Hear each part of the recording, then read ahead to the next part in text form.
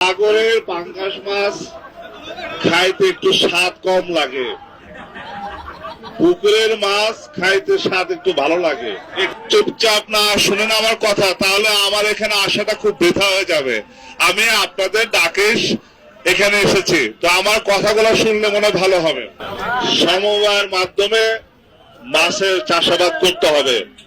যেমন যে বর্গা নেয় না, বর্গা বুঝেন, জমি বর্গা নেয়, যে একটা একটা ক্ষেত বর্গা নিলাম, সেখানে আমি নিজে ধান লাগাইলাম, লাগাবার পরে ফসল হইলো, সে ফসলের অর্ধেক যে মালিক, যে ধান ক্ষেতের যে মালিক, ক্ষেত যার মালিক, তার অর্ধেক দিলাম, আমি অর্ধেক দিলাম। তেমনি করে বিভিন্ন ডিস্ট্রিক্ট, বিভিন্ন উপজেলা, বিভিন্ন গ্রামগঞ্জে খবর না দেখতে হবে যে কোন বাড়িতে 4টা পুকুর আছে, 5টা পুকুর আছে, 10টা পুকুর আছে, তাদের সাথে পরামর্শ করে তাদের কাছ থেকে 2টা পুকুর নিতে হবে।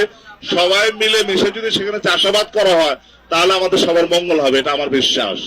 যেহেতু বাঙালি, আমি সব ধরনের মাছ খাওয়ার অভ্যাস আমার আছে, তো চিতল মাছটা বেশি পছন্দ করি। কুপ্তা, মা ছোটবেলায় অনেক কুপ্তা বানা দিত, তো ওটা এখনো ভুলতে পারি নাই।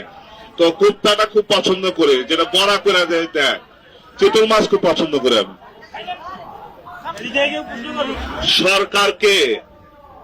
সরকার কিন্তু আপনারাই যাকে সরকার মনে করবেন, সেই তো সরকার। জনসাধারণ ছাড়া কিন্তু সরকার তৈরি হতে পারে না। সরকারের উপরে দোষারোপ করে চলবে না। নিজেদের আগে ঠিক থাকতে হবে, নিজেরা ঠিক না থাকলে কোনোভাবেই আপনি কি আপনার এলাকা একা, আপনি নিজে কি ব্যক্তিগত ভাবে মাছের চাষ করতে পারবেন না। সাথে লোকজন লাগবে না, তো সরকারের সাথেও লোকজন লাগে। সে লোকজন কারা? আপনারা, আমরা সবাই মিলে মিশে সরকারকে সহযোগিতা করতে হবে। সরকারের কাছে আমাদের আবেদন করতে হবে যে আপনাদের কাছ থেকে মৎস্য চাষ সবার পক্ষে সম্ভব না। কৃষক না থাকলে, কৃষক যদি না থাকে, তাহলে আমরা যারা শহরে থাকি তাদের বিভিন্ন রকম প্রবলেম হবে।